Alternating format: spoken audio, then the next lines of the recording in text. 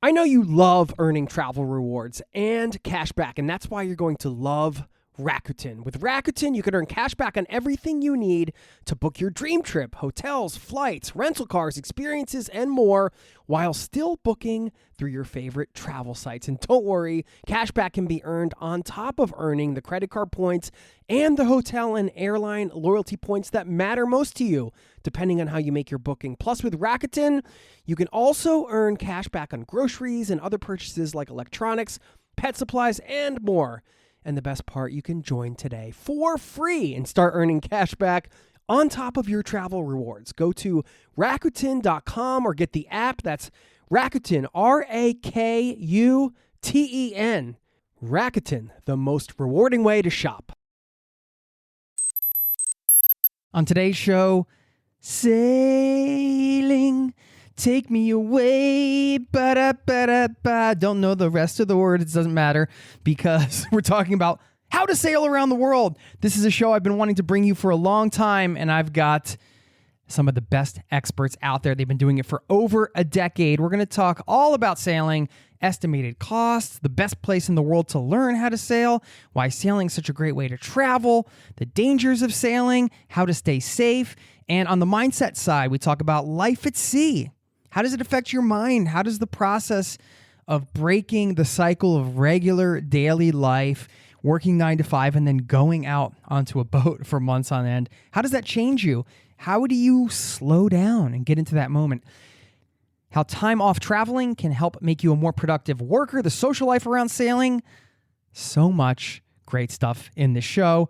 You're going to love it. And I'm so glad you're here to listen to it. Let's get into it now, shall we?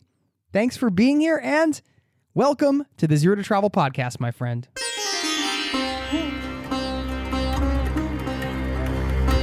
You're listening to the Zero to Travel podcast, where we explore exciting travel-based work, lifestyle, and business opportunities, helping you to achieve your wildest travel dreams. And now your host, world wanderer and travel junkie, Jason Moore. Hey there, it's Jason with ZeroToTravel.com. Welcome to the show, my friend. Thanks for hanging out, spending a little time here with me today, letting me bring a little travel into your ears. This is the show to help you travel the world on your terms and to fill your life with as much travel as you desire. Thanks for being part of this worldwide community. And thank you to everybody who's taken the time to write. I want to give a shout out to somebody who is actually two people who are way down south. I'm talking way down south.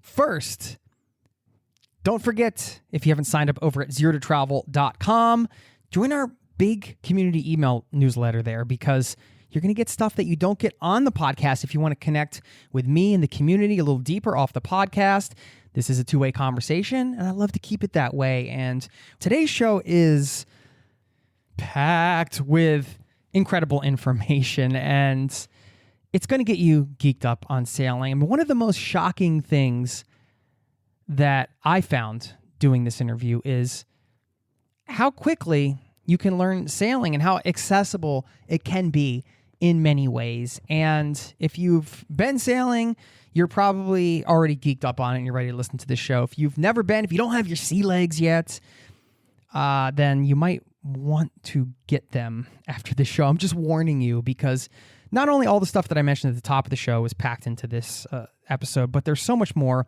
in this interview with my new friend Brian from svdelos.com. They've been at this for over a decade, and he shares a ton of knowledge in this show, some great stories, tips, resources, all kinds of stuff. You're going to love it, and we're going to slip and slide into it in just a moment. First, I do want to give this shout out to Zach and Leah. They said, first of all, they wrote me an email. I said, first of all, we love your podcast, the way it flows, the topics you cover, and the incredible people you interview truly make our week every week. We've been listening for over 2 years now. You're one of the biggest reasons we quit our jobs, put everything in storage, and hit the road without looking back. Pause to say a quick thank you for the kind words there. And I'm glad that this podcast played some kind of part in helping you get out on the road. Anyway, they go on to say, after traveling the 50 states, they set a new goal to travel to all 7 continents. This proves to be very difficult, since Antarctica is extremely difficult to get to To overcome this challenge, we applied for a science support contract to work at the bottom of the world. After a 3-month extensive interview process, we were accepted, and in October, we made the long trek via New Zealand to McMurdo Station, Antarctica. We've enjoyed our time on this frozen continent. I've learned so much about ourselves, how pushing boundaries through travel changes lives, polar science, and what 6 months in isolation can do to the mind. Zero to Travel really ensured us that people are in fact traveling. It isn't crazy after all to stop everything and experience all this world has to offer. Thank you for your amazing podcast. Keep up the inspiring work. Zach and Leah, thank you. Thank you so much. And you know I love to share stories from the community because you guys are the reason I do this show, you guys and gals. So if you haven't checked in, you want to share your story, you can always shoot me an email, jason@zerototravel.com. I read all the emails, and I love to share the stories from the community because it's not just the guests I have on, but also you out there listening, changing your lives to accommodate more travel or fulfill some travel dreams, whether it's long-term travel, nomad life, or even just one trip. It doesn't matter. If travel's in your bones, if it feels like something you got to do, that's what we're here for. This is a community-powered show. So the more of these stories I can share, I know the more it spreads that ripples of goodness and good vibes. We're wrapping up this business now. We're going to slip and slide into this interview. You're going to love it. Sail away with us, my friends, and I will see you on the other side of this show.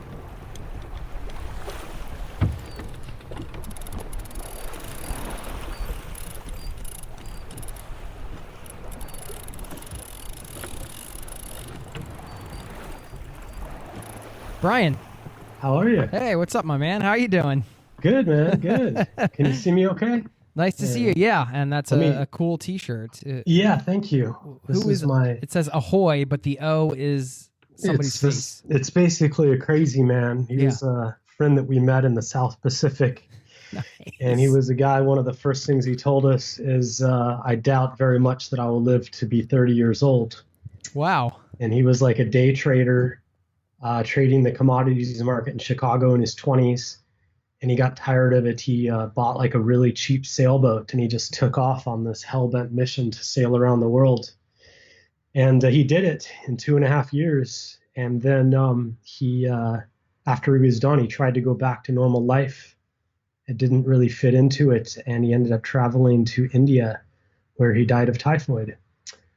Fortunately, so all of his friends got together and we funded a documentary about his travels and his life, and this is the shirt we got for that. Wow, what's that documentary called? We're recording, by the way. Great. I was afraid we would miss something, so I just hit record right away, and sure enough, the documentary is called Chasing Bubbles. Chasing Bubbles. It's actually on YouTube for free, I think. Okay, cool. Yeah, I'm going to check that out. I have so many questions. This is insane. But I guess we should do a little intro for you so everybody can learn a little bit about you. My guest today, who I'm chatting with right now, planned an 18-month sailing trip back in 2008 that somehow turned into 11 years of sailing around the world with stops in 6 continents and 45 countries, and they are still going, as far as I know. We'll find out how that happened and much more, and you can follow their adventures at SV as in Victor Delos, D-E-L-O-S, D-E-L-O-S, D-E-L-O-S. Yeah, I'm a podcaster. And they have a hugely popular YouTube channel if you want to hop on the boat with them and really see what the lifestyle is like. I encourage you to check it out. Brian Trautman, welcome to the Zero to Travel podcast, my friend. Thanks, man. Happy to be here. Awesome to have you here. Now, I was going to say, the guy in the shirt reminds me of, and what was his name? Alex Ross. I was in Ushuaia once, down in the southern tip of South America, and I saw a guy sailing, and he looked just like he had like the beard and the salty, and I was just like, that guy's on a real adventure right now. Like I could just see he was in the thick of it. I'm so excited to talk to you because I don't know if you watch like football. Everybody can relate to kind of this analogy, but it's easy to be the armchair quarterback, right? You can be like, oh, that guy should have made the tackle or whatever, you know? And that was me for sailing up until like 2 weeks ago because I'd never done it before. But a buddy of mine texted me and he's like, hey, do you want to go sailing with me in the Oslo Fjord? I live in Norway.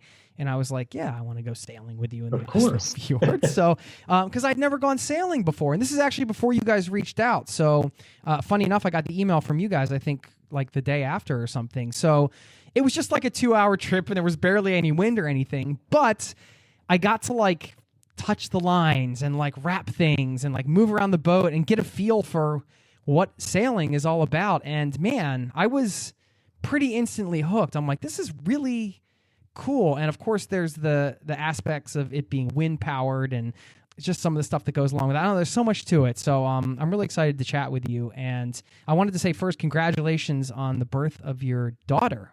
Right? You just had a daughter? Thank you. Yeah, exactly. She's 5 weeks old. So that's my first disclaimer is if you hear a baby crying in the background, then that means mommy went to change her diaper or something. But yeah, she's doing well. She's healthy. Her name is Sierra because we wanted to name her something that sort of contrasted the high mountains to the ocean where we normally live. And it also is like, part of the phonetic maritime alphabet, Sierra. And then I can call her like Sia or C, so she's already got all sorts of cool nicknames. So we're stoked. Yeah, we hope to get back to the boat. We're in Sweden right now. Karen was on board up until she was 7 months pregnant. And then we decided to head to Sweden for the birth. And we've been getting used to family life here for the past few months. And then we'll head back and begin sailing with our daughter on board. Well, shoot, if I knew you were in Sweden, we could have done this during the day a little bit earlier. It's not a problem, man. Not a problem at all. Darn. Where in Sweden are you? I'm on a little island called Gotland, which is off the coast of Sweden. It's about a 3-hour ferry ride from Stockholm. Okay. And man, we could have done it in person. That would have been even better. Get a big excuse to go over there and visit you guys. It's a very cool place, though. It's like a age-old Viking city, big thick walls, and yeah, I like it. Karen's your wife, right? Yep. So, because I know your brother's girlfriend. Well, we can get into all this at some point, but maybe it was your wife talking because I understood what she was saying. Because I speak Norwegian, like to an extent, and I was like, and they always say like you can understand Swedish too, and I'm like, oh my god, I understand some of this. This is crazy, but I don't understand all of it. It sounds like a different language. Something percent similar. A lot of shared words. Yeah. Pretty cool. Yeah, that was one of my questions because, well, I have a daughter and a son who's 1 year old. My daughter's 3, but I know you're in the thick of it right now with caretaking. It's a huge life change, huh? Oh yeah. I always like to do when people ask me how it is, I kind of say like, well, it's sort of like sailing, but instead of being up at night doing watch and changing the sails, we're changing diapers and nursing her, so we're used to the random sleep patterns of this. Yeah, I guess sometimes you're cleaning poop off the sails too, right? That's not ideally. Well, it has been known to happen. Yeah, I guess that from that perspective, you're used to kind of being up at night at certain times and running that cycle. And I was going to ask you how that worked because, well, Sweden, incredible benefits, and you're married, so I assume that you were just able to go there and have the child without having to deal with like insurance issues and things like that, because you're from the States, right? Yeah, pretty much. When Karen got pregnant, we were sailing in the Caribbean, and we decided to stay on the boat for as long as we can because it is our permanent home. It's our home. We have nowhere else to live really. And we were able to find doctors as we went through the islands. It was no problem. It was very reasonable cost to do all the ultrasounds and the checkups. The only real problem was when we got to the U.S. And we were not able to see a doctor, unfortunately. And we had already planned to go to Sweden because, like you said, it's excellent healthcare. It's free. They have a big support system in place, and it's a different methodology as well. And Karen has family here, and we had a place to live, and I love it here. So I basically just got a long stay visa. So normally, you get your 3 months. I was able to get 6 months by just telling them, hey, my wife is Swedish, and we're going to go to Sweden and have a baby. And they're like, okay, sweet. Yeah. Little ID card and everything. Doesn't it piss you off, like with your home country, that we're so crappy at this stuff? Yeah, there's pros and cons to everything, I suppose. Yeah. I think care is one of the ones that could be improved. Huge knock on, I don't know. We're not going to get into a healthcare conversation. So having a child, like we said, is a huge change. And I'm going to save that to the end because I think there's a whole discussion around how much this may or may not change your lives. And we're going to get into, I have a lot of questions around like how to sail around the world and all that good stuff that people want to hear. But I kind of want to start out learning a little bit more about you because this thing, like I said in the intro, it started out as like one big trip and it turned into something way more than that. First of all, where did you grow up? Well, I grew up in Flagstaff, Arizona. Oh, really? Okay. Yeah. Yeah, that's a mountain town. It is. It is. It's not quite as high as Boulder. You're in Boulder, right? Yeah, no, I'm in Oslo. Oh, I thought you, okay. Yeah. I thought you, on your thing it said some Boulder, but you're traveling now. Got it. Yeah. Well, I live here. My wife's Norwegian. Oh, okay. We're both married to Scandinavians. So that previous conversation makes so much more sense. Anyway, yeah, I grew up in Flagstaff, Arizona, up in the trees in the mountains. Arizona is a landlocked state. I lived in Tucson, which is also in the desert. And basically, I had this craving and feeling to want to live closer to the water. So I applied for a transfer for my job, which was actually working for the phone company. I was the guy that climbed telephone poles. I got a job up in Seattle. I said, sweet, Seattle is right on the water. Sounds like the place for me. Moved up there, got my degree in electrical engineering from University of Washington, went straight to work out of college to Microsoft, was climbing the corporate ladder. Yeah, I mean, in Microsoft, not that they're not huge now, but then it was even like more Yeah, huge, and it right? was I mean, it was like the epitome of, it was like a very prestigious thing at that time. And my manager took me into his office one day and he's like, "Hey Brian," he shut the door and it's like dim lighting and he gives me a drink of whiskey because it's cool to drink at work and everything. And he says, "What do you want to do, Brian, when where are you in 10 years from now?" And I'm like, "Well, I really don't know. I'm like, my mid-20s. I really haven't thought about that so much." He closes the door and he points to the org chart on the back of his door and he says, it starts at Bill Gates and it goes all the way down. There's hundreds of nodes. And he says, my goal is to someday be a node on this org chart. And I'm like, I don't know. I just thought to myself, I was like, man, if that's your goal in life is to be a node on somebody's org chart, then I'm sorry. Like, I basically put in my notice about 2 weeks later. oh, really? That hit you the way the wrong way from his perspective. Yeah, the right way for yours. Motivational. It turned out to be detrimental to my I thought you were going to say he closed the door and was like, "Get out while you can, man." But anyway, myself and a couple of other guys from my team quit at the same time because we were also fed up. We started our own software consulting company, basically reselling stuff to Microsoft, which was sort of a joke. But we ran that for a couple years, and when the economy crashed for the housing crisis in 2008, I said, "Hey, there's no more work to be done here. I've been wanting to take time off for a long time. I loved sailing. I had a smaller sailboat. And I said, I think I'm going to sell everything I own, house, car, TVs, possessions. I'm going to buy a sailboat and I'm going to leave and clear my head." And I had enough money to do it for 18 months. And that was the plan. I was thinking I wanted to travel, but I wanted to sail. And it turns out if you can sail your house around from country to country, You don't ever need to find accommodations, right? Exactly. And you get to keep all your toys with you, all your creature comforts, your books, your computers, and it's all there. And because everything is connected, so many countries are connected to the ocean, the world is literally at your fingertips. And so we started sailing. My brother joined in Mexico a few months into the trip. We took off across the South Pacific. We ended up in really New Zealand. It was 15 months later, something like that. And that's where I met my wife, Karen. She was actually going to school in Australia. Okay, so you met her on the original sort of trip that you planned. Okay, yeah. I met her and at a party, and I asked her to come sailing for the weekend. I was like, "Hey, I got a sailboat. Take me away." Exactly. all the cliches from all the songs, right? Exactly. And then she ended up missing her flight back, and it was awesome. And it was awesome, and it still is awesome. Now you guys have a child together. Yeah. But we were in the cycle of sailing, running out of money, doing odd jobs and odd work. My brother was managing a Mexican restaurant, and I was, we were living off my credit card, so I had to get a consulting job writing code again from Australia. And, we just kept on doing this thing: work, make money, sail, run out, work, make money, sail, run out. And eventually we started making these videos. based on feedback from somebody who was reading our blog, because we did have a blog at that time. It was just pictures and stories for our friends and family. But this other sailor came up to us and was like, guys, like, the stuff that you're putting up is pretty cool.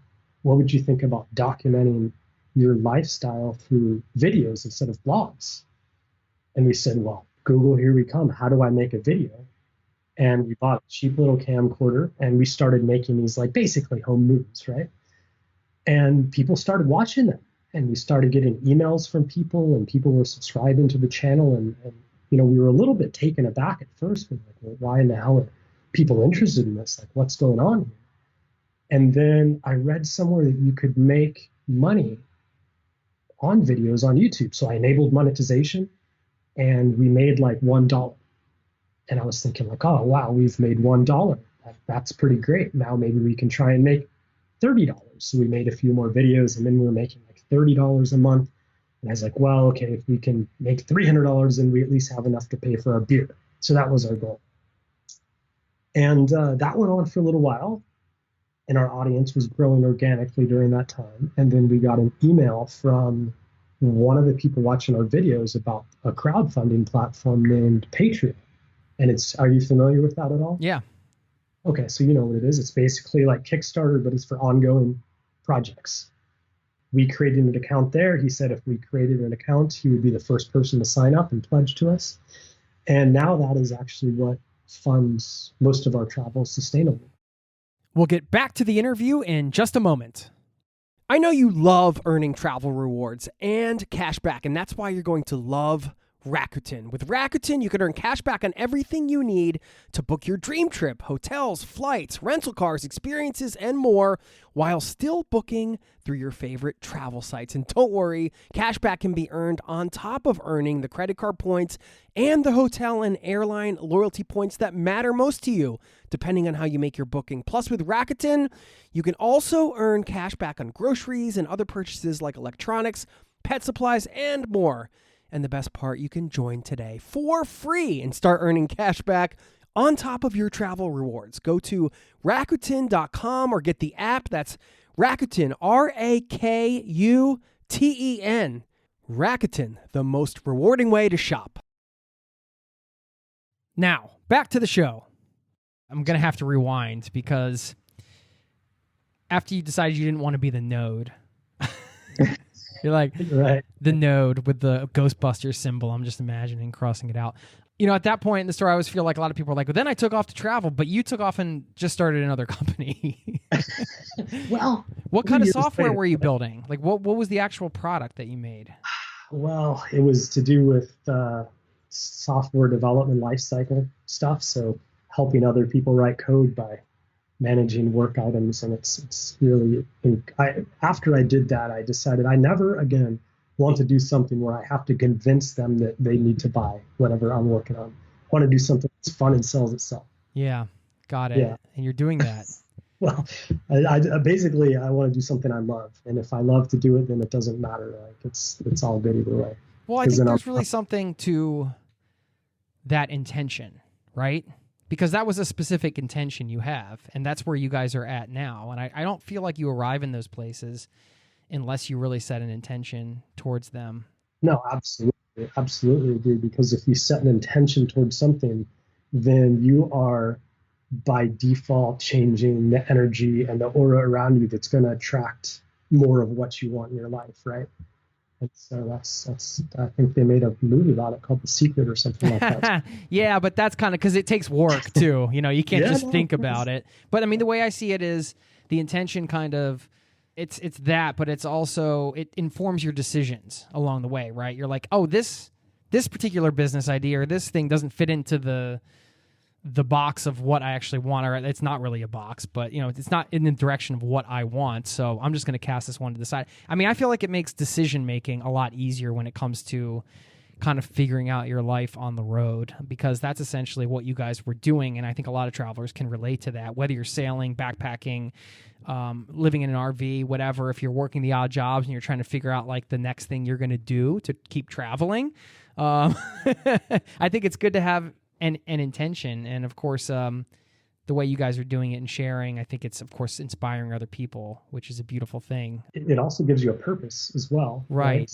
And so like how long can you stare at the ocean without? The first 6 months out, I felt incredibly uncomfortable because my whole life was so structured up to that point. It was divided in 50-minute chunks. And then all of a sudden, I had this entire day, entire weeks, entire months, and I felt guilty.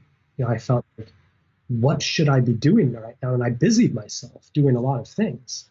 It took me a while just to realize that it's okay to appreciate the time that you have and to enjoy it. And when I did come back to work after having those, almost 3 years off, I found that I was much more productive in a less amount of time, right? Because my head was clear. I didn't have all this noise around, and I was just able to focus and, get in and get out, and then it was time to play.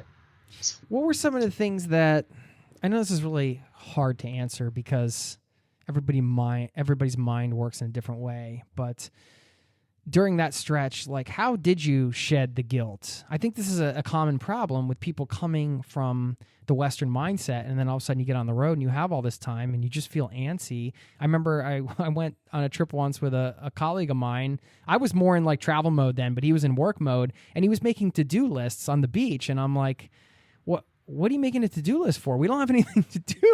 We can do whatever the hell we want right now. Like, but it was like that. He was in that mindset, and I get that too. I think we've all been there. So do you have any tips around kind of shedding that guilt and just figuring out how to slow down?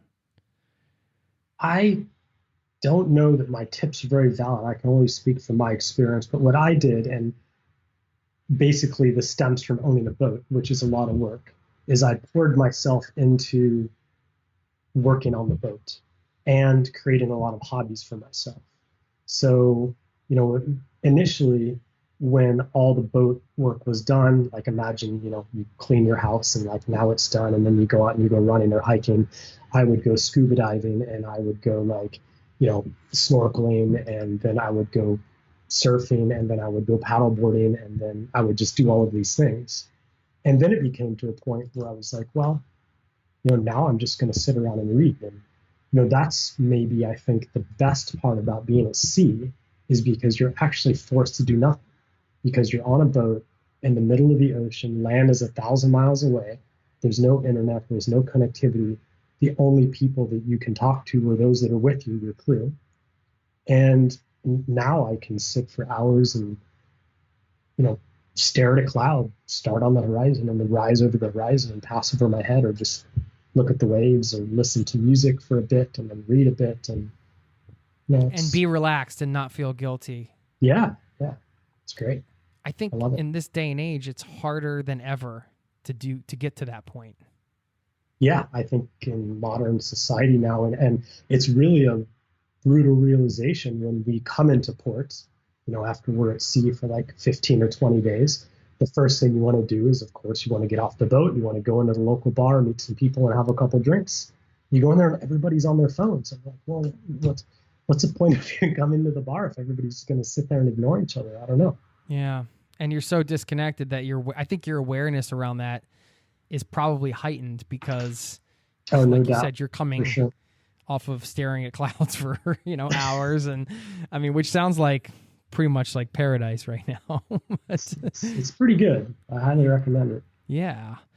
So that's a whole other element to this, I think, because travel can change you in so many ways, but this kind of travel is each style of travel has its own unique things, and it's going to affect each person as an individual. But I mean, it sounds like with sailing in the way that you guys are, when you're backpacking or something, I mean, there's a lot of different, you can do it a lot of different ways, but you're kind of in the thick of everything. But with you guys, like when you're out at sea, you're just, like you said, you don't have connectivity. You're forced to kind of sit in these spaces with yourself. Yeah. And you're totally self-sufficient as well. So, we're responsible for making our own water on board with the desalination plant. We make our own electricity with solar and wind. We have enough food and provisions. We're fishing, of course. We have food for 3 to 6 months. So it's nice to know that, you can be situated somewhere and survive for a long time. That gives you it gives you a good amount of peace, I think. You could end up anywhere and be okay, right? Doesn't matter. I'm sure in the beginning it gave you some stress, or maybe not, but just, what's going to break? Is this going to work? What if the water thing breaks? I mean, what do you do? Well, you fix it or you don't. And if you don't fix it, then you work around the problem. Like when we were sailing from, where was it? Mexico to French Polynesia to the Marquesas, from the swinging of the stove, it cracked the propane hose. So all of a sudden, our ability to cook just evaporated in a cloud of gas. But I rummaged around the boat. I found out that the hose on our dive compressor is the exact same type of hose, the exact same type of thread. So I took the dive compressor apart, got the stove working, right? That was a lot of fun that day. I mean, it was stressful at first, but yeah, and I get a lot of satisfaction from that. MacGyver style. Yeah, I love doing that. It's a good feeling. Everybody loves really doing good. that, right? Where you just kind of rig something up. You're like, all right, this is going to work. Is it going to hold? Is it going to hold? Moments of tension. Then yes, we can have a hot meal. And baling wire. Well, when I was on tour, we used to say, if you can't duck it, fuck it. That was our sort of ongoing saying. You need duct tape for everything. There's also one more thing. Is one time in the South Pacific, we had a pretty big, like our water maker sprung a leak, and it sprayed the water right into all of our battery chargers. So we had like the water maker broken, and then we had no electricity for a while. We had a dark boat, and it was one of the most amazing times because we would naturally live with the sunrise and the sunset. To get water, we would go to shore on some island and end up meeting some local crazy native guy in a hut that we wouldn't have normally met if we weren't on this mission to get water. And we turned it into, it could have easily ended the trip for that season, but it turned out to be like one of the things that I look back on the most fondly. Is this seasonal for you guys? Do you guys do this 365 days a year? Obviously, you're stopping on land and staying in places and things like that. You're not on the boat all the time, but do you go back to Sweden? We're on the boat all the time. Oh, you are? You are in the boat all the time? Yeah. I mean, the only reason we're here is for the baby. Right. Okay. But I mean, it is seasonal in the sense that we like to avoid cyclones and hurricanes. And so, yeah. So we know where it's no surprise what the hurricane season is in the Caribbean. It's no surprise where it is in the South Pacific, the Indian Ocean. So we'll make our long-term planning around being out of these areas when there is the hurricane season. And we can move north or south because the seasons, the different hemispheres have different seasons. So if it's turning into a cyclone season up north, we can sail south and be in winter again. You moved to Seattle to be near the water, but there are a lot of water sports and there's a lot of ways to travel. I mean, you didn't have to go sailing. Why sailing? I think a lot of it had to do with the self-sufficiency of sailing. It's just such a thing where you're responsible for your own mistakes. Anything that happens out there is your fault. It's one of those things where the ocean doesn't really care about your experience or how old you are or your sex or the color of your skin. It treats everybody the same. I find that quite fascinating. There's no excuses either, right? If something goes wrong and you're the skipper, well, you should have thought of that. So it's sort of trial by fire in that aspect. It's very exciting, though.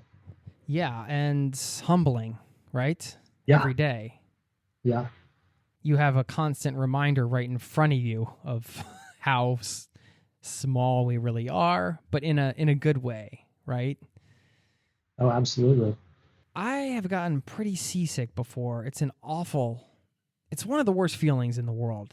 It's terrible. Is that something you ever battled? Like, I'm just curious because if there are people out there listening that have gotten seasick before, I mean, are you just somebody that gets seasick or you don't, or is it something you can get over and get your sea legs, as they say? I'm just curious because there might be some people listening now. They're like, I want to sail around the world, but I get totally seasick, so I can't do it, but I would love to do it, Well, first of all, it is a real thing. Yeah, it's there awful. Are some people, it literally will make you wish that you were dead. it just destroys you. There are people who are more prone to it than others. I myself, I've never been seasick, but I've had quite a few people that have been sick on the boat that have sailed with us as crew. And typically it lasts about 3, maybe 4 days, which is what they call getting your sea legs. And then after that, you're usually pretty good. Really? Yeah. For the rest of your life or just for that time? No, just for that time. Oh, damn. Yeah. Wouldn't that be nice? If it was Well, like I thought shot? it was like, getting the chicken pox or something. You get it once and then you never get it again. I'm sure you do get more acclimated to it, but I mean, we've had people that have sailed with us for 6 or 9 months, and every time you go on a sail, they get sick for, 3 days or something. And they still come, even though they know they're going to deal with that for 3 days. Ugh. You can only take so much Dramamine, right? Yeah, it's true. Well, how did you get started with it? Because you're a young guy coming from Flagstaff, so there was no sailing experience there, as we mentioned. And I was curious about this myself because having just gone sailing, I thought, well, this would be really cool, and I probably could get my buddy to show me the ropes, as they say. But I love that you can use that expression literally in this case. Literally. It's always really fun. Like if you were giving somebody advice on getting started sailing, what would the advice be that you would give? Well, I think the first thing is sailing small boats will teach you way quickly than a big boat. So I'm a big fan of dinghy sailing, and a dinghy is a small boat. Maybe it's 6 or 9 feet, but yeah, like super small. You will feel and learn more about the interaction of the wind and the boat and the waves than you will on a big boat. Because of the principles, it's just so reactive to every little thing. Is that? It is. It's reactive. You can feel every gust of wind. And also the stakes are much lower. So you can knock one of those boats over, you can roll it over, and yes, you get wet, but then you turn it back over and you keep on going. Like if we were to roll Delos over a 53-foot, 22-ton boat, like that's a big deal. That would be a real problem. No. So that's the number one thing. And there's dinghy clubs everywhere. Like when I started, there was a place in Seattle called the Center for Wooden Boats. You could go out on an afternoon, like most universities or colleges have them too. It's a couple bucks. You join the club, and then you can rent a boat. You get an instructor. That's awesome. Can you tell me about the first day you went? Oh man, yeah, it was in a tiny little wooden. I don't even remember what kind of boat it was. It was so long ago. Wooden mast. Went out with, I think it was big enough for 3 people, myself, my girlfriend at the time, and the instructor. We went out, and basically it scared the shit out of me so much that about within 2 weeks of that, I went out and I looked on boattraderonline.com. I'm not even sure if it still exists. I found a sailboat that was very close to me. It happened to be a 22-foot Catalina. It was like $2,500, I think.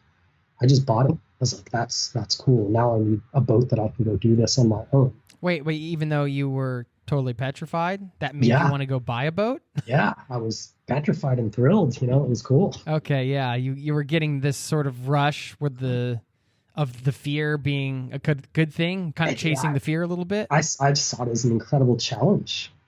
Like it just became something that I wanted to learn really badly. And I did all sorts of stupid things in that boat. Like I ran it aground, I got the keel stuck on things, I'd run it into mud banks, like it drifted away at night because I didn't set the anchor properly. But that's exactly the kind of mistakes you want to make in a $2,500 boat, right? Not a much more expensive. Right. I mean, unless you set the anchor improperly and, a cargo ship runs you over in the middle of the night or something. Yeah, which you generally try to avoid. You made those mistakes, but they weren't life-threatening, it sounds like. No, they were just like the sheriff would call you in the morning and be like, "Sir, do you know where your boat is?" I'm like, "Yeah, it's anchored out in the bay there." And he's like, "No, sir, your boat is a navigational hazard." What the heck is a navigational hazard? He said, "Let's float in the middle of Lake Washington. You need to go get it." Like, oh, geez. Float it away. That's great. So you learn from that sort of stuff. Right? Yeah, any new venture, you're going to have your mishaps. And I mean, even with all the experience, I'm sure it sounds like you still have your mishaps along the way. That's just part of oh yeah, adventuring. We'll get back to the interview in just a moment. It's tax season, and at LifeLock, we know you're tired of numbers. But here's a big one you need to hear. Billions. That's the amount of money in refunds the IRS has flagged for possible identity fraud. Now here's another big number. 100 million. That's how many data points LifeLock monitors every second. If your identity is stolen, we'll fix it guaranteed. One last big number. Save up to 40% your first year. Visit LifeLock.com/podcast for the threats you can't control.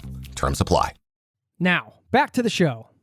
We're getting in kind of into the how to sail around the world segment, if you want to call it that, because I have a lot of sort of logistical questions around this. How long do you think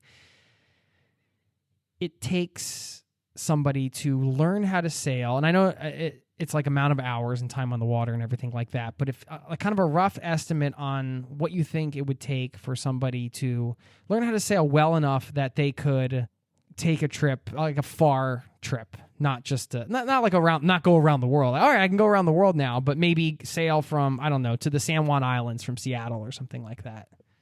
Oh man, I think you're probably talking like days. Oh, really?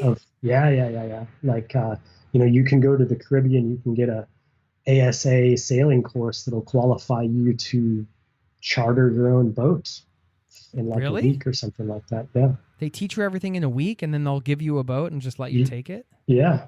No you get kidding. a written test. You get How much is something like that? Is that kind of... All right, here's a question, because I know in diving, for example, one of the cheapest places to do it is in Honduras, and a lot of people go there so they can get certified, and there's a good diving there, apparently, stuff like that. Is there a place like that for sailing where it's, hey, it's cheap and beautiful here, and you can go do it in a week? All right, give it to us. Grenada.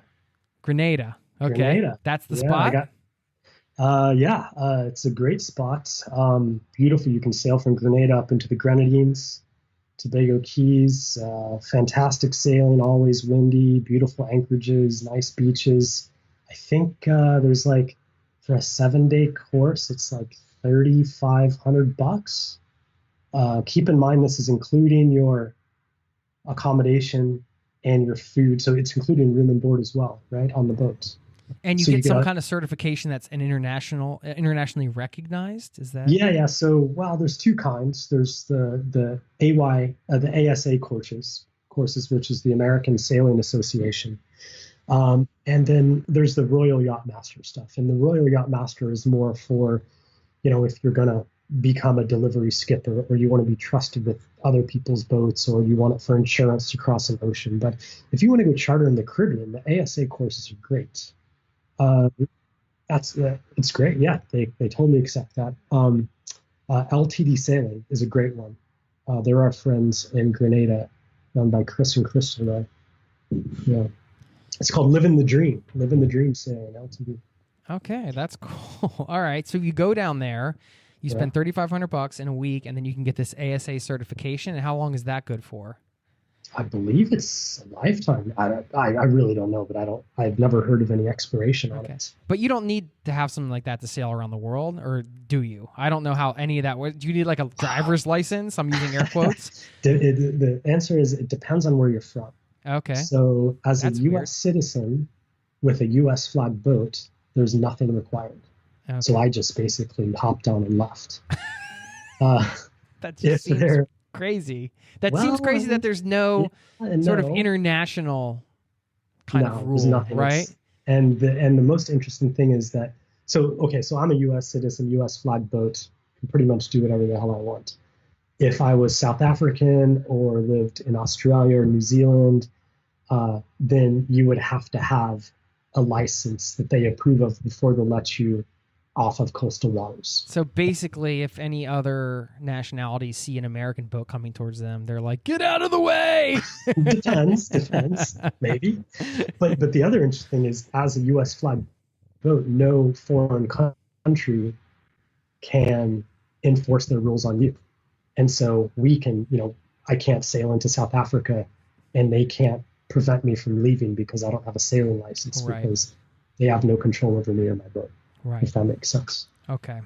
So it's the Wild West out there. Interesting. All right. So that what I say would be the ultimate hack if you want to learn fast. You like go and just do it for a week straight and just freaking learn it. Don't like, I mean, I guess if you live near the water, you could take lessons and just kind of do it in your free time, which is something I could do here, being based in Oslo. Yeah, absolutely.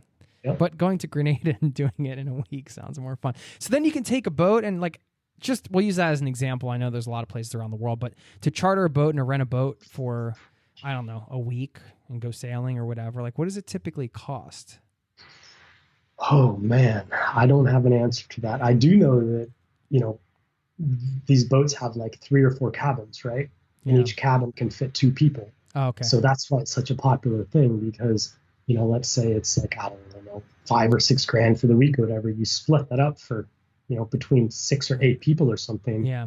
And it becomes very reasonable. And you got your place to stay, and then you got all your food just by throwing in your fishing line, I guess. Exactly. And then you cruise around from cool spot to cool spot, and there you go. Dude, bring your boat to Oslo sometime, please. I want to come on and do another one of these on the boat. All right. So, because I'm getting geeked on sailing right now. If you're listening to this, you might be sitting up a little higher in your seat right now too. All right, this sounds cool. Because it sounds much more feasible than I thought. Because when I asked you how long it would take to learn, you're like, oh man. And I was like, oh, here it comes in 6 months, 10 months, a week. Okay. Yeah. Well, I mean, that's of course, this is sailing in the Caribbean. You wouldn't want to go sail around the Cape of Good Hope in South Africa with a week experience. That would be a terrible idea. Foolish. That being said, my friend Alex, I was talking about on Bubbles and his crazy boat. I don't think he did anything. I think he just bought the boat and then just took off. That's nuts. Yeah, it's nuts. So, all right, well, let's talk about it from a planning perspective then, because let's say you're that person that's just starting out and you have a little bit of experience. Sounds like the Caribbean's a nice area to get your feet wet, so to speak. How would you plan a trip around the world? If you were talking to somebody, all right, you're talking to me. This is me. All right, let's say I'm going to go to Grenada. I'm going to spend a week and I'm going to learn how to do this. Now, I have this dream. I want to sail around the world like you guys are. What are the next steps? Should I get a certain amount of experience in one area? Is there a way to plan where you can kind of always stay in these mellow areas and ramp up experience? And how much experience do you think you need until you go to more difficult areas? I don't even know where the more difficult areas are. This is a multi-layered question, which is terrible because you're not supposed to ask these, but I'm doing it anyway. I think I can take it. Well, the interesting thing is there's no right or wrong answer to that. It depends on how you feel, the capabilities of you, your boat, and your crew.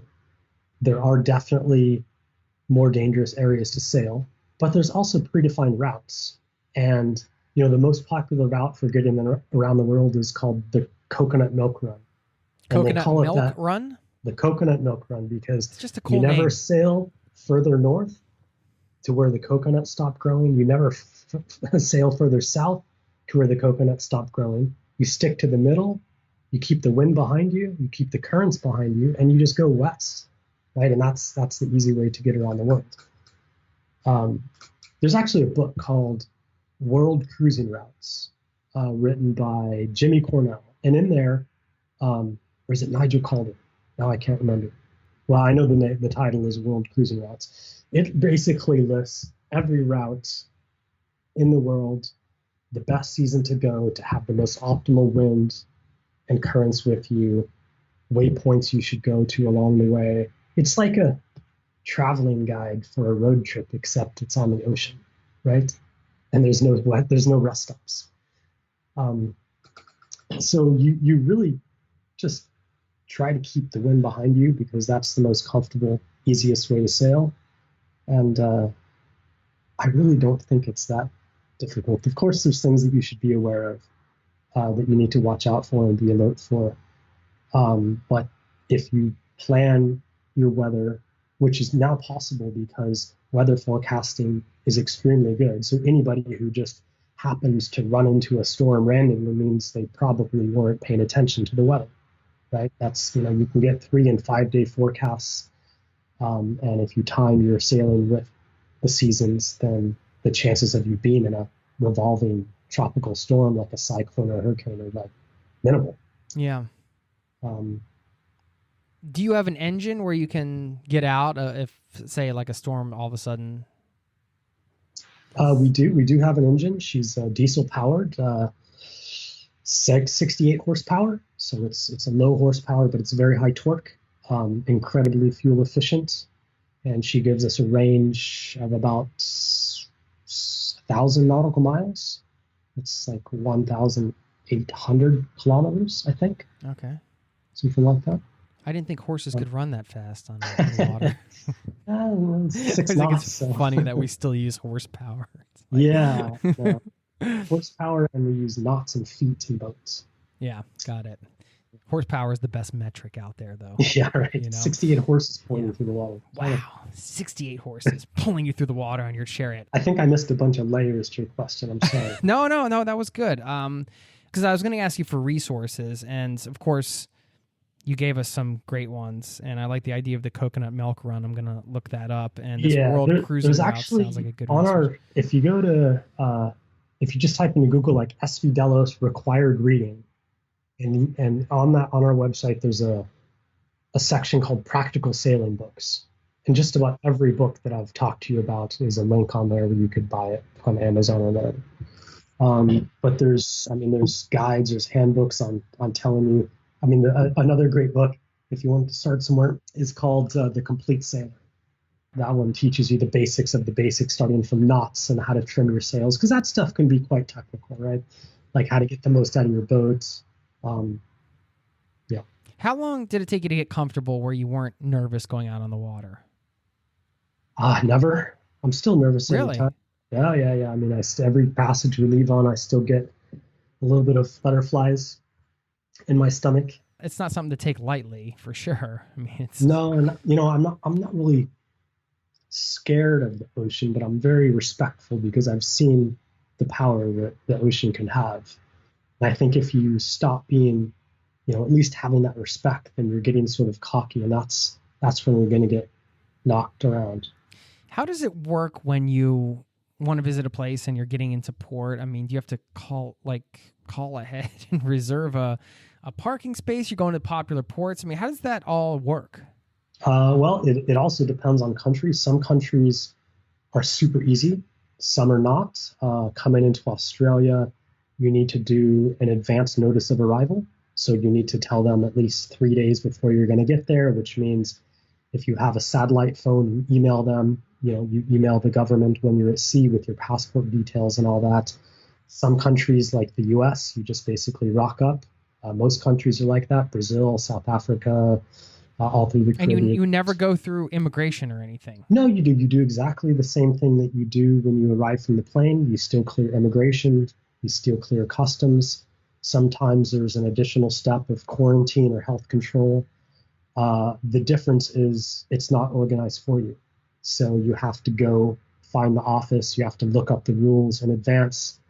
Some places it's a huge adventure. Like when we went to India, it took us 3 days to clear them because we had to get inspected by the Navy, by the local military outposts, and the police and the health inspector. What do you mean? To make sure you're not drug smuggling or something? Yeah, they satellite phones are illegal there, so they took our satellite phone away, and they're checking you for weapons, and it's just a very bureaucratic country. Whereas you go into Thailand or Malaysia, and you fill in your details on a computer, and it takes 15 minutes. Like all the, in the Caribbean, that's how most islands are. All the French islands, you never talk to anybody. You go into a coffee shop, you sit down at one of their terminals, 5 minutes and like €7 later, you're done. Okay. And you just park your boat in this area and leave it there, and you have to pay a fee? Is that how that works? We try not to go into marinas because marinas are expensive, and we like to live out on the hook, as we call it, out on the anchor. So we always try and find an anchorage that's comfortable and protected, where we can swim, where we can take the dinghy and explore. If you get into a marina that you're at the dock and you're plugged into power, and it's convenient, and we do it sometimes if we have to do a lot of shopping or if we're picking people up. But I'd say more than 90% of the time we just drop the anchor somewhere. You boondock. Yeah, pretty much.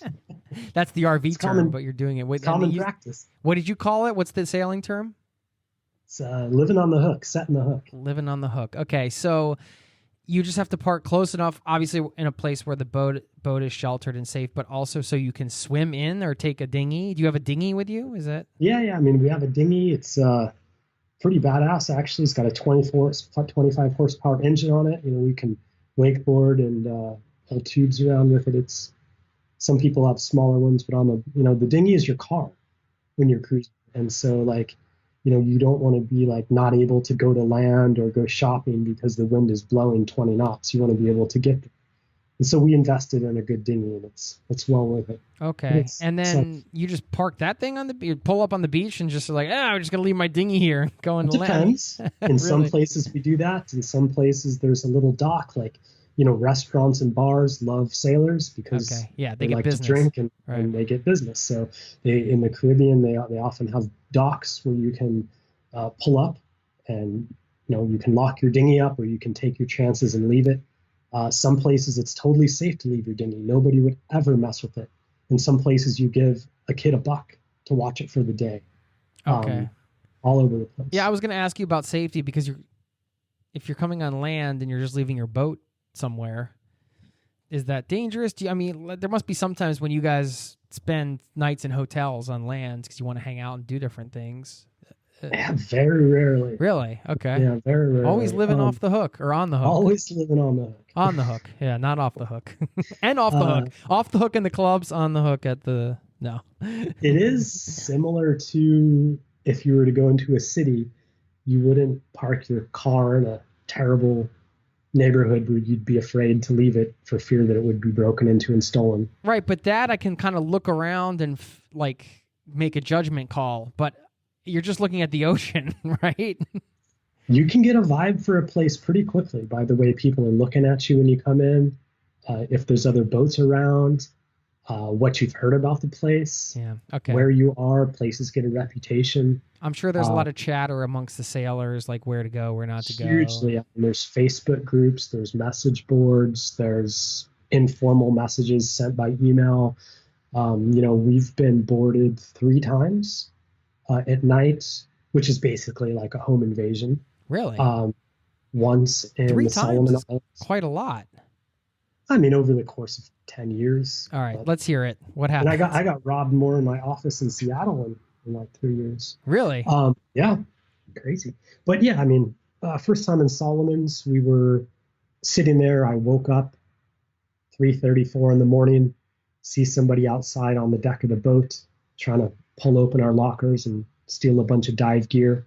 I woke up, yelled at the guy, and they, of course, had taken their small boat from land, which was just a little canoe, oared boat. The boat next to us actually saw it happen. They were a bigger boat and were doing night watches. And so they jumped into their dinghy. They chased these guys down, ended up beating them up pretty badly, and then getting all of our gear back. And we had been warned in that place, though, is the thing. We had been told that we should be doing night watches. And we had never had any problems. We had always left all our doors and windows open because we didn't believe, this is the islands. What's going to happen here? Well, this port had a reputation. We didn't listen to it. We got robbed that night. It also happened to us in Indonesia. Sort of the same situation. Although we didn't really have any information about that part. But when we went in there, we just felt a bad vibe. We didn't feel really comfortable about it. We wanted to leave, but we were expecting another crew to come in from the air via flight. And so we had to wait that night. And it always happens on the second night because the first night, you roll in, you get scoped out by people. They watch you the next day. They see how many people are on the boat, how many male, how many female, are they older people, are they younger people? And then that's the night that they usually get you. So every time we've been hit, it's been like the second night that we've been in a place. All the other times where we've actually done night watches, we sit outside with a big light. We don't have any guns or firearms or weapons, but there's a lot of things on the boat to deter people. We have flare guns, we have fire extinguishers, we have spear guns. We have big machetes and knives we use for chopping down, banana stalks and stuff. But really the most effective thing we've used is a big spotlight. Anytime somebody comes close to the boat, we just stand up and we just blast them with the light. They know that you're up, you're aware, you're not an easy target, you're doing watch, and they always just go away. Really? Yeah. And that's pretty common? Like somebody has to stay up all night and stand guard while you're in these places? I mean, like we've probably done it less than a dozen times. Oh, okay. So it's only in certain places where you're you hear kind of word on the street, but you need to do night watch here. I mean, we've had locals come up to us, knock on the boat and say like, okay, guys, it's okay for you to be here during the day, but whatever you do, don't stay here at night. I can guarantee you people will come and steal from you. And so you just leave. I mean, in Brazil, we were in Brazil for 6 months, and Brazil can be a quite scary place to sail. We had zero problems because we got so much good advice. People said, go here, do not go here. If you go into Rio, anchor in front of this beach, go and talk to this guy, tell him who you are and why you're there. And he's like the local guy who will protect your boat as a guest, right? And so that's actually quite cool. He's like the beach king, and nobody will mess with your boat if you're his buddy. It's all about learning these little nuances of how to not be a target. Yeah, and a lot of that stuff you can't prepare from. You kind of learn on the way, right? And I'm sure you're developing relationships, and like you said, there's Facebook groups. I'm just listening to local advice. Yeah. Well, the king of the beach, and I'm sure you meet a lot of characters along the way. I was watching one of your videos where you met this woman, Lisa, who had been 81 days at sea. She hadn't talked to anybody. Yeah. She was doing just something for climate change. Ocean. Yeah. Yep. These people, not just the people on the water, but obviously in the port. But what is the sailing community like? Like the people you're meeting within that community? I'm sure even though the world is large, you must cross paths with some of the same people or become friends with other people that are doing this thing because they're seasonal or they're going to certain places at certain times a year. Has that been your experience? Yeah, absolutely. So it's sort of like a graduating class, right? If you leave Mexico in March, everybody ends up in Tahiti by, Christmas, and you have a hell of a party together. And then everybody's trying to escape the same cyclone season. So everybody ends up in, Fiji or Tonga or New Zealand at the same time, and you recognize people. And so that's quite cool. The scene is varied. I mean, you get everybody out there from, we ran into 2 crazy Frenchmen that were probably like 23, 24 years old in like a 22-foot boat crossing an ocean in this tiny little boat where when the boat leaned over, whatever bunk was on the downwind side was always underwater. And so one guy always had to sleep underwater. And then, that's one extreme. And then the other is you meet this couple on like, a gigantic like 60 or 70 foot powerboat. And they're like, in their 60s or 70s, and they're retired and they're obviously millionaires, but they're still very cool. And they still have like, everybody out there has the same sort of view on life. And it doesn't really matter if you're a millionaire or have this tiny little boat. Like everybody anchors in the same sand. You're still living the same life. Everybody gets together for beach, for barbecue or drinks on the beach. Sundowners come on over. You have people of all levels of education. There's a lot of retired airline pilots. There's doctors. There's engineers. There's teachers. There's musicians. It's just all these interesting people from all walks of life that all have a common interest of traveling and sailing. And you get them all together, and it usually turns into a pretty good party. It sounds like a great community. And then, of course, you're meeting people in other countries that you visit like any traveler is. But I was curious about the social aspect of the sailing community because that's unique to what you guys are doing. And you have crew come on, it sounds like. Like, how many people does it take to crew your boat, and how do you find them? And what's that experience like, bringing people on the boat? Well, we can sail the boat with 2 people. This is easy. It's 52 foot, you said? 53 feet. Okay. So pretty close. But the deal is when you're doing long sails, the reason why having more people is good is twofold. The first thing is sleep. So, when you're out sailing, there's no place to stop. There's no anchorages. You don't just drop the sails and sit there. You're moving 24/7 until you arrive at your next destination. And so people who sail alone, they often sleep in these small sporadic spurts. They might sleep for 15 minutes or 1 hour or 2 hours and get up and check something. They might have a radar alarm set to look out for other ships, or AIS, which is a automatic identification system. It's like a transponder for sailboats. So that's one way. If you have two people, we do it with 3 hours on, 3 hours off. So you're on watch for 3 hours, you sleep for 3 hours, you go back on watch, so and so. With three people, now you're on watch for 3 hours, you get 6 hours off. Four people, you get 9 hours off. And so, if you want to have chill time and be able to relax and have a lot of leisure time, then I think having four people is great. And so we usually sail with 4 to 6 people. And where do you find them? From your community or? All over the place. Like one time in South Africa, we did we put up a video on YouTube. I want to be a Delos pirate. And we asked people to send in short 2-minute videos about, why they would be the best crew on the boat. And we got videos from, hundreds of people from all over the world about, just them doing funny stuff, sailing skits or whatever. Because you're just trying to get a vibe. Because it's not really important if the people know anything about sailing, because that can be taught. But what is important is their openness to learning and adventure and how they're going to interact with the other people on the crew. Because if you have a bad emotional situation on the boat, that can turn into a disaster. It's bad for morale. It can hurt things more than anything. And so we look primarily for how they'll fit in with the group, basically. We also do we'll take friends.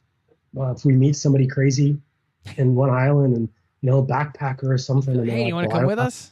I want to get to the next island. All right, dude, come on. You can sleep right there. Let's go. That's a lot of fun. I love having people on the boats.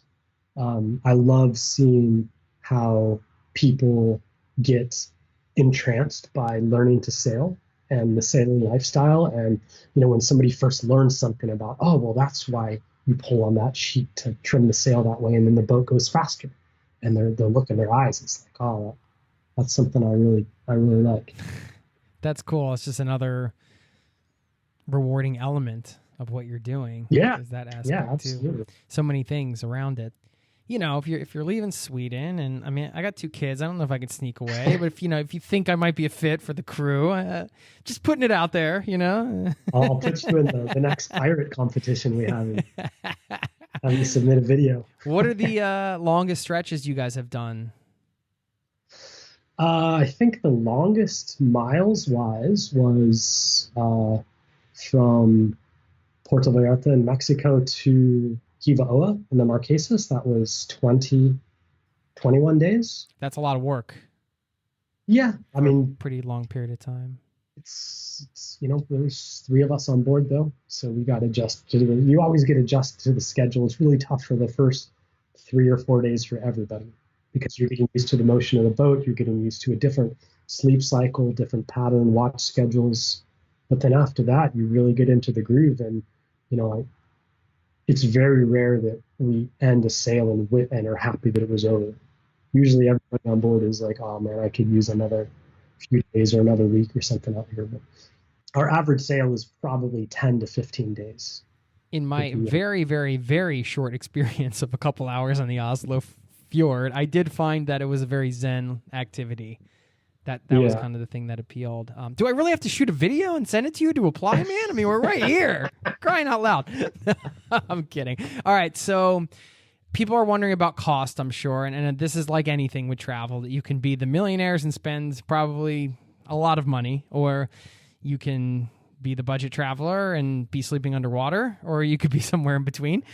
I know you get this question a lot, so you must have a range that you can give people, or just a little sense of. Yeah, you mean for how much does a boat cost? Or well, I mean, I guess you could say boats, and then also traveling expenses, like what you typically would spend in a month. Say. So when we have, when before we were making the videos, we took on what we called a shared expense crew. So we just meet some guy or girl who seemed pretty cool. We'd say, hey, you want to go sailing? You pay for your own food, chip in for the boat expenses. We found that to be, even averaging in cheap and expensive countries, to be 15 euros per day. So 15 euros per day would cover 3 meals a day, a few drinks, and fuel and traveling expenses, which, what is that, like 125 US dollars a month or something like that? It's not incredibly, no, 125 US a week, I think. 600 something dollars a month, which I don't think is that bad. Of course, the boat is another animal altogether. Delos is basically the same as a house, right? She's costs about 300,000 US dollars. When I bought her, I didn't have enough money to buy her outright, so I got a 20-year mortgage, just like you would for a house. I put down 20% down, and off I went with my bank loan, which I then had to pay off over the next X number of years, right? You know, there's boats out there for 30 grand. There's boats out there for 60 grand. Of course, the more expensive the boat, the more it's going to cost to maintain, the more it's going to be for insurance. So it's sort of a domino effect. Do they hold their value? Not really. I mean, a boat is not a good investment by any means. It's a depreciating asset. It's not like a house. Just like a new car, the second you buy it, second you pull it off the lot, it loses X number of percentage in value. Then it stabilizes as it's older. But there are quite a few boats out there that could be had for a reasonable amount, and I would say a reasonable amount is, you know, somewhere from 60,000 to like 140,000 or something like that. Okay, yeah, you have to plan to get something decent. You have to plan on spending around at least like 100K, say, and up or something. Around there. I mean, my buddy Alex, who bought his boat, it was 65 grand, I think, and he just took it and went. So I mean, it depends on the size, depends on all that.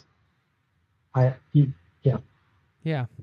Cool. Yeah, I mean, and you're living on it. So it's just like if you were buying an RV and traveling, you have to. Exactly. It's a big upfront expense, but it's somewhere that you're going to live, right? At some point, you have to pay the piper. With the business stuff, how do you guys manage that? I mean, do you spend enough time on shore to upload videos and everything? You said you don't have Wi-Fi on the boat. So, I mean, I know you can be doing video editing and stuff like that without Wi-Fi. So that's great with video. But do you just plan your work schedule around, you know, hey, all right, we're going to be in this port or this city for X amount of time, so we're going to spend like just a week working, or we're going to work a little bit every day? How do you guys do that? We've done it different ways. Sometimes we tend to work while we're traveling, while we're disconnected. So because we are filming and we are editing in the middle of nowhere, that's nice. We can do that for a few weeks. And then when we get into a port, the first thing we do is buy a local SIM card, upload the videos that we've edited from before. We schedule them on YouTube, and then we schedule some social media posts, and then we disappear again for another couple weeks, which is nice. We've also done it where we have actually taken longer breaks. So we'll sail constantly for like 6, 7, 8 months, and then we'll take like 3 or 4 months off, and we'll just sit there. Like we did that in Antigua this year because we were feeling like we were moving a lot, and we wanted to find some place that had a little bit of familiarity, where we knew the layout and the people. And so we moved the boat from different anchorage in Antigua. We were there for like 3 months. We were still living on the hook, as they say. But we always had internet there. We always had connectivity, and we got a lot of work done. And then we went and disappeared for a couple months after that. Right. Yeah. And I find that the longer people stay on the road, of course, eventually there's an urge to set up shop somewhere for a little while, even if it's just for a couple months. I mean, this is circling back to kind of the beginning of the conversation. You have a child now. It changes things as much as you want it to, I suppose. But I mean, even if there's things you don't want it to, if you still want to get sleep, well, you're not going to get it when you're a crying baby. So certain things it's a change. But I'm just wondering, for you guys, what does that mean for you? Are you just not thinking about it now, processing it? Are you just going to keep kind of doing the same thing? You're going to change how you structure it? What are you guys thinking right now? And we won't hold you to this. I mean, we're talking. You're 5 weeks into being a dad, so I'm happy to talk about it because I think it helps. It helps me sort through my thoughts as well. But the last time that we didn't sail a lot and we took a trip off the boat, this was a little over a year ago, to visit our family. We took like 3 months off. We really missed it. And so this time we're going to, after we get back, we're going to probably say, well, if we feel like we need to stay somewhere, instead of getting off the boat, we'll just hang out wherever we are and just chill for a while and take that time as downtime to, regroup, recuperate, do work before sailing off again, which I think actually works pretty well for us. We've met a lot of families raising kids on board. They often turn out to be these extremely well-rounded, developed little humans because they're, immersed in all of this culture and this geography lessons and, the ocean being around them. And when they do, because eventually they all re-enter the educational system at one point, they often end up a few grades ahead of their peer age group. And that involves, of course, good homeschooling, but there's a lot of materials and curriculum and stuff available for that. There's whole books written on the subject, actually, about homeschooling kids on a boat. So that's kind of what we're thinking we're going to do. Might change our mind, but we're just going to go sailing as a family, take it as it comes, have no expectations, and just try and enjoy our time, enjoy our lives. Hopefully she doesn't get seasick. Yeah. I don't know what it's like for a baby to get seasick. Hopefully she likes the water. Daddy, why do you live on this stupid boat all the time? I can't stand the water. You'll have to cross that bridge when you come to it, I suppose. Yeah, I suppose. No, I just remember when my daughter was born, just having this primal urge to protect her against all things. It was just so strong. So bad. Yeah, and you just it was almost like for a couple days I was like, am I ever going to go anywhere or do anything again? Or am I just going to hold her and be in my apartment? Never, nothing could happen to this girl. But of course you get over that. I think it's natural for parents to want to protect their kids. Yeah, that's a good point, because Karen and I have actually been talking about in the upcoming season, there are some potentially dangerous spots. Yeah. It could be sketchy. It makes you reconsider, you might do those without thinking, but. Well, and now we're thinking I'm on the boat. There's villages, there's towns, there's airports. If it's going to be a particularly dangerous stretch, we'll just drop you off at a spa. You can spend 2 days there. You'll fly to the next town and I'll sail the boat there and meet you, right? I mean, right. And she's probably option, yeah, right? now we're talking. That's great. Yeah, I mean, certainly there are solutions around that, like you said. And but it is definitely there's definitely places that I wouldn't sail with a baby on board. And there are ways that I've traveled in the past that I wouldn't be traveling with my kids right now. Yeah, it's one thing to assume risk on behalf of yourself, but I think another thing to put somebody who's pure innocence under a risk they necessarily haven't signed up for themselves. That's it. What are you most proud of? Wow. Excellent question. At the moment, my daughter. Yeah, I was going to say besides that, because I know that's a big thing. I'm proud that we've been able to do this project the way that we've wanted to without bowing down to a lot of the normal corporate pressures that would come along with that. We've been able to fund it via crowdfunding by the people who watch the videos. And so we've actually been approached by a few networks that say, oh man, I'd love to turn your YouTube videos into a network show, for Travel Channel or Discovery or wherever. And you start that, okay, that sounds interesting. It could be a cool project to work on. And then the next kind of conversation goes something but what we'd really like to emphasize is the foodie and the travel concept. And we want to tone down the sailing. You'll still get there by sailboat and it'll be very cool, but you're going to go into these villages and we're going to film you like tasting. We're going to have all these restaurant tours set up. And I'm like, you know what, man, that doesn't sound interesting at all to me.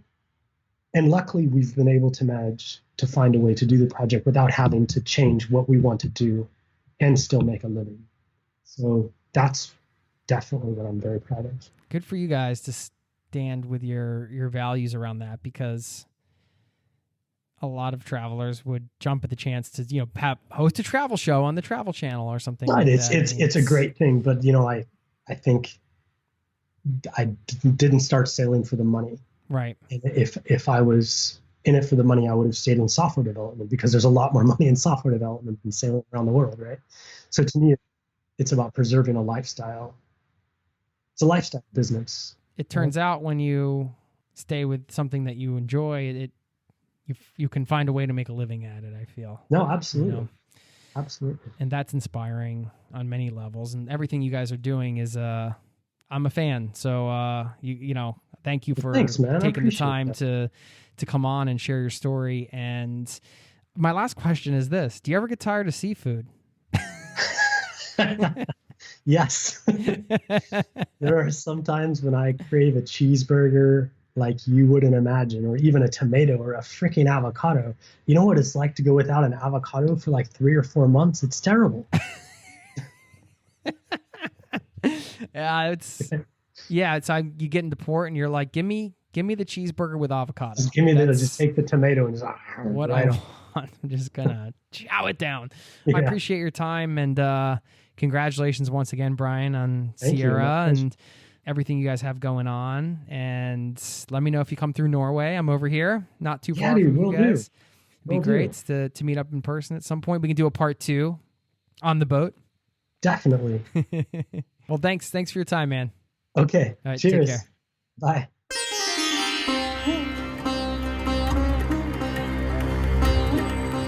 There you have it. Thanks to Brian for his time and for sharing his incredible story and all of the sailing knowledge he's accumulated over his decade-plus sailing around the world. Doesn't that get you fired up to go get your sea legs? Yeah, granted, I have been very seasick at times on boats, but I like to think that you get over that. I still like to think you get over that. And I'm going to get out there and get some sailing in this year. That's one of my intentions.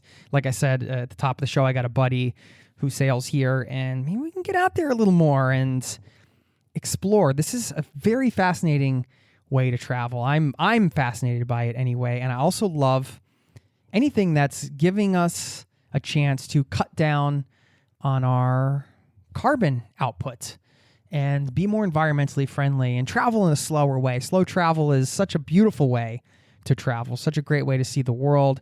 It's not about how many destinations and sites you can pack in. It's about the people you meet along the way, the experiences you have, at least for me. And slow travel really suits me just fine right now. Just fine. I can slow down, travel the world, and sailing sounds like something, I don't know. I don't know if it's something I'll do or not, but I'm certainly interested in exploring it. At the very least, going on a week or two type of excursion and seeing a little more about what it's about, if I can handle sleeping on the boat, all that good stuff. So anyway, if you liked this show, if this got you geeked up, you can check out Brian's website. Once again, it's svdelos.com. That's SVDELOS.com. And they have a very popular YouTube show where you can go along on their adventures with them. They have different seasons, high quality video, awesome stuff. So check them out on YouTube as well. And you can get a feel for sailing life right from the comfort of your own home. And hey, maybe we will cross paths out there somewhere on the ocean. Who knows? Also, don't forget, you can sign up over at zerototravel.com if you don't want to miss any of the other stuff we got going on here with this lovely, beautiful worldwide community of travel junkies that you're a part of. We're here for you. And you can always shoot me a note, jason@zerototravel.com. That's my email. I read them all. Whew, what a show. What a day. What a life. Thank you so much for taking your valuable time to hang out here with me and with the rest of us that are listening here today. I'm going to leave you with, instead of a quote today, I'm going to leave you with a poem. Why not? Rock out a poem, right? This one's from Dorothy Allen. It's a poem called Sailing. Swiftly cutting through the water, falling spray on either side, coyly dipping, rising, skipping, borne along by wind and tide. Merrily my boat doth glide. Thanks again. I'll see you next time. Cheers. This podcast has been brought to you by ZeroToTravel.com. Ideas and advice to make your travel dreams a reality.